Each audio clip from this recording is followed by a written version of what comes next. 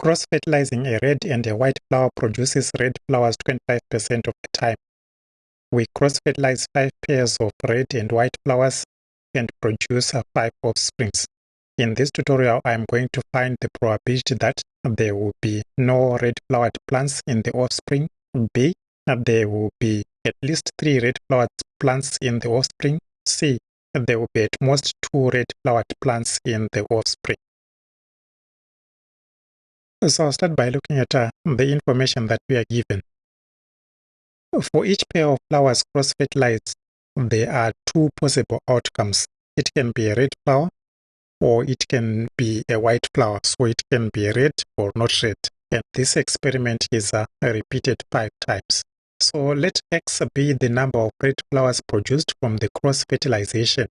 In this case, we are having an experiment which has 2 possible outcomes being repeated 5 times. So we would have that X is binomially distributed, and the probability function is given by n choose X multiplied by theta to the power X multiplied by 1 minus theta to the power n minus X. This probability function, you can find it in the formula table which will be provided in the examination. So as given there, we are saying that the experiment is repeated 5 times. So in our probability function there, we'll be having our n is equals to 5. The probability of success, which is what we are interested in, the red flower, is 25%, which you can write as 0.25. So we'll be having there, our theta is 0.25. The probability of success, what we are interested in. So I now move on to question A there, finding the probability that there will be no red-flowered plants in the offspring. No red-flowered plants, we'll be finding the probability that X is equals to 0. So we set X equals to 0 in the probability function there that I have written the f of X. And when X is equals to 0, we would have 5 choose 0 multiplied by 0.25 to the power 0 times 1 minus 0.25 to the power 5 minus 0. And this part here, 5 choose 0, we can get it from any scientific calculator. You can just punch it and it will give you the solution of n choose X. So in this case, we are calculating 5 choose 0. So from your calculator, you see that the 5 choose 0 there is a 1. So our expression will simplify to the 1. And then the 0.25 to the power 0, that's a 1. And then 1 minus 0.25 is 0.75. So our expression becomes 1 times 0.75 to the power 5. And that will simplify to 0.2373. So what we are having there, the probability that there will be no red-flowered plants in the offspring is 0.2373. I now move on to the second question there, the probability that there will be at least 3 red-flowered plants in the offspring. To find that given probability, we are saying at least 3 red flowers. At least 3 means 3 or more, so it will be probability that X is greater than or equal to X greater than or equals to X. We are saying X is 3, 4, or 5, because the experiment is repeated 5 times. So the probability that X is greater than or equals to 3 is equals to the probability that X is equals to 3 plus the probability that X is equals to 4 plus the probability that X is equals to 5. So we need to calculate those 3 individual probabilities.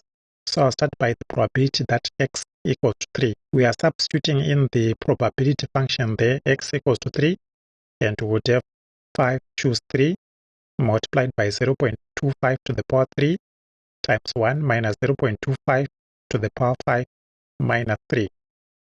Because we substituted our X equals to 3, our n equals to 5, our theta is equals to 0.25, and the result there is 0.0879.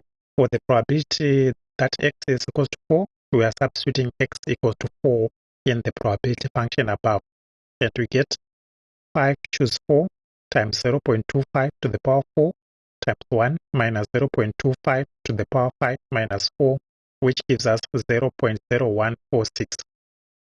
For the probability that X equals to 5, we are substituting X is equal to 5 in the probability function, which is above.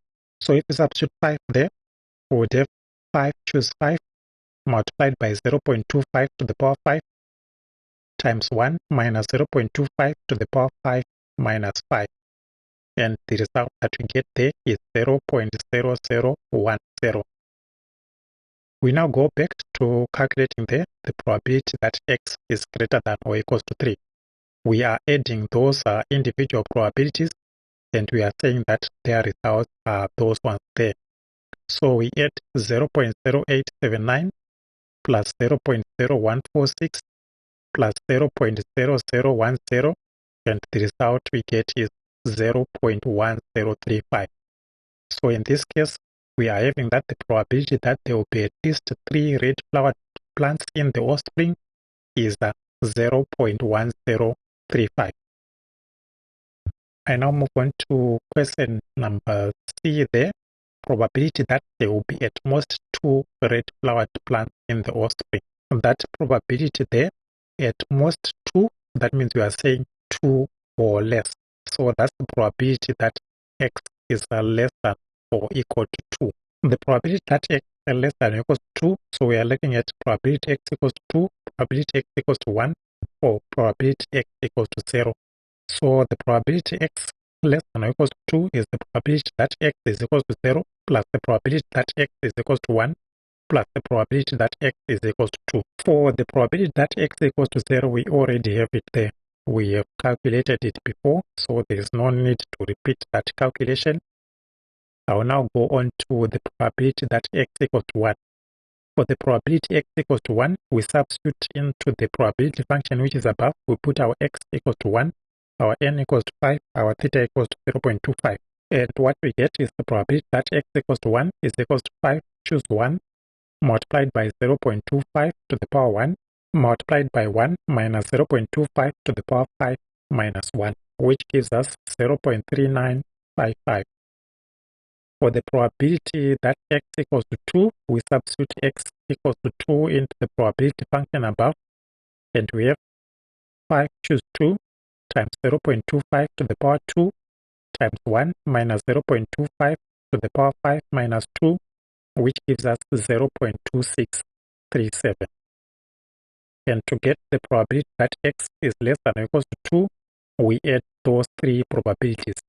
The 0.2373 plus 0.3955 plus 0.2637, and it gives us 0.8965. So what we are having there, the probability that there will be at most 2 red flowered plants in the offspring is 0.8965.